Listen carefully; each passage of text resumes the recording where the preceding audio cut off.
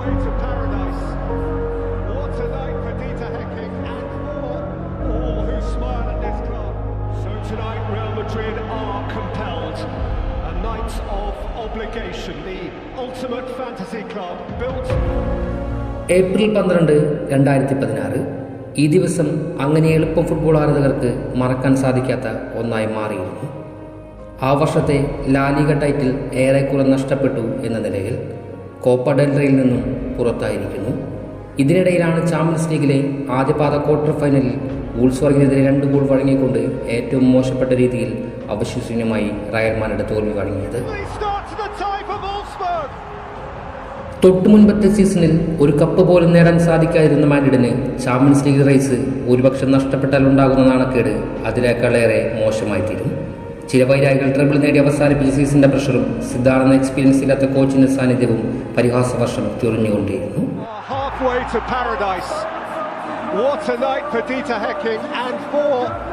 വിമർശക ചാനലുകൾക്ക് മുകളിൽ വോൾസ്ബർഗിന്റെ തട്ടകത്തിൽ നിന്നും റൊണോയും സംഘവും തലതാഴ്ത്തി മടങ്ങേണ്ടി വന്നെങ്കിലും രണ്ടാം പാദത്തിനായി അവർ കാത്തിരിക്കുകയായിരുന്നു. തങ്ങളുടെ പ്രതാപത്തെ വരെ ചോദ്യം ചെയ്യുവാൻ പോകുന്ന മത്സരമായിരുന്നു. അങ്ങനെ സാന്റിയാഗോ ബെർണാബുവിന്റെ രാക്ഷസക്കോട്ടയിൽ മരണതുല്യമായ പോരാട്ടത്തിന് സമയം വന്നെടുത്തു. വലിയ ആവേശത്തോടെയാണ് താരങ്ങളെ സാന്റിയാഗോ ബെർണാബുവിലേക്ക് ആരാധകർ വരവേറ്റത്. മത്സരത്തിന് മുന്നോടിയായി റൊണാൾഡോ മാധ്യമങ്ങളിലൂടെ ആരാധകർക്കായി ഒരു മെസ്സേജ് നൽകുന്നു. ഇന്നൊരു സ്പെഷ്യൽ നൈറ്റ് ആയിരിക്കും. ആ വാക്കുകളിൽ ഏറെ അർത്ഥങ്ങളുണ്ടായിരുന്നു. പ്രാക്ടീസ് വേളകളിൽ തങ്ങളുടെ ആരാധകരുടെ പ്രചോദനം നൽകുവാൻ ആഹ്വാനം ചെയ്യുന്നു. അങ്ങനെ ചാമ്പ്യൻസ് ലീഗ് മ്യൂസിക്കിൻ്റെ മുഴക്കത്തിലൂടെ അയാൾ ഗ്രൗണ്ടിലേക്ക് നടക്കുമ്പോൾ ആ മുഖത്ത് ഒരു confidence feel ചെയ്യപ്പെട്ടിരുന്നു.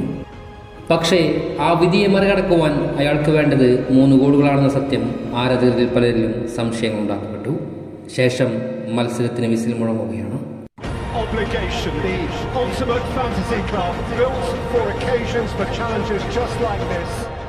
Last week, I'm ready for this challenge.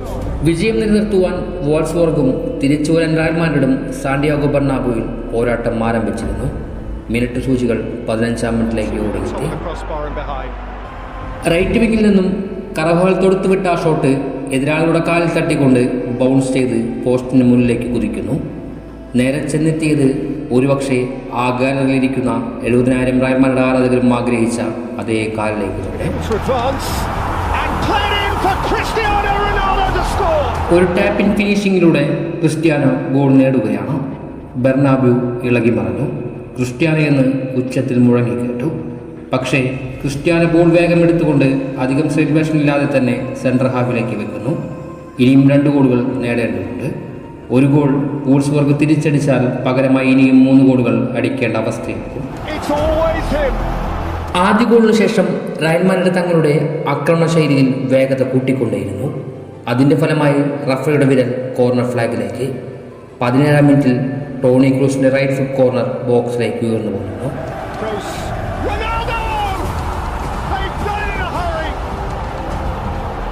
ക്രൂസിന്റെ corner കിക്കിലേക്ക് ഓടിച്ചെന്നുകൊണ്ട് ഒരു ചെറിയ ലീപ്പ് ചെയ്ത് സൂപ്പർ ഹെഡറിലൂടെ അയാൾ ഗോൾ നേടുകയാണ്. കാണുമ്പോൾ അനായാസമായി തോന്നുമെങ്കിലും ആ മൂവ്മെന്റും ബോൾ കോണ്ടാക്റ്റുമൊക്കെ ഇത്ര കൃത്യമായി നടത്തിക്കൊണ്ട് ബോൾ വലയത്തിലേക്ക് എത്തിക്കുവാൻ അത്ര എളുപ്പമായിരുന്നില്ല.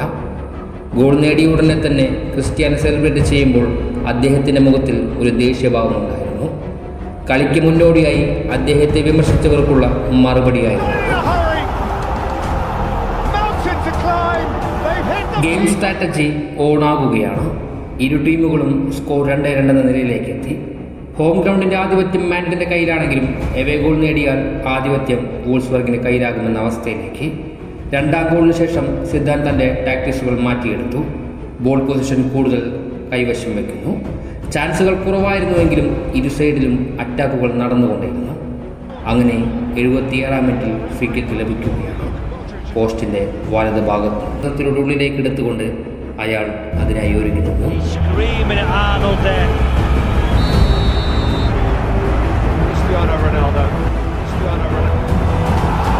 വോൾസ്ബർഗിന്റെ പ്രതിരോധമതിൽ കീറി മുറിച്ചുകൊണ്ട് റൊണോയുടെ വലങ്കൽ ഷോട്ട് 3ാമതും നിറയൊഴിക്കുകയാണ്. ഹാട്രിക് ഫ്രം ക്രിസ്ത്യാനോ റൊണാൾഡോ എന്ന് കമന്ററികൾ ഉച്ചത്തിൽ വിളിച്ചു. റൊണാൾഡോ അധികായനെ പരിഹസിച്ച വോൾസ്ബർഗിന്റെ ആരാധകർക്കിടയിൽ നിശബ്ദത വ്യാപിക്കുവാൻ തുടങ്ങുന്നു. അയാളുടെ വൺമാൻ ഷോയിൽ സാന്റിയാഗോ ബെർണാബിയിൽ സ്കോർ നില മാറി മറിഞ്ഞിരിക്കുന്നു. വിമർശിച്ചവരും പരിഹസിച്ചവരും തലതാത്തിരിക്കേണ്ടി വന്നു. നിശബ്ദതയിലേക്ക് ആഴ്ന്നിറങ്ങിയ എതിരാരാധകർക്കിടയിലേക്ക് തൻ്റെ കണ്ണുകൾ അയക്കുന്നു. വെല്ലുവിളികളും വിമർശനങ്ങളും ഉയർത്തുമ്പോൾ 2 വട്ടം ആലോചിക്കണമെന്ന നിലയിൽ മുൻവിധികളെ കീഴ്പ്പെടുത്തുവാൻ ഞാൻ ഇവിടെ തന്നെയുണ്ട് എന്ന് പറയും പോലെ.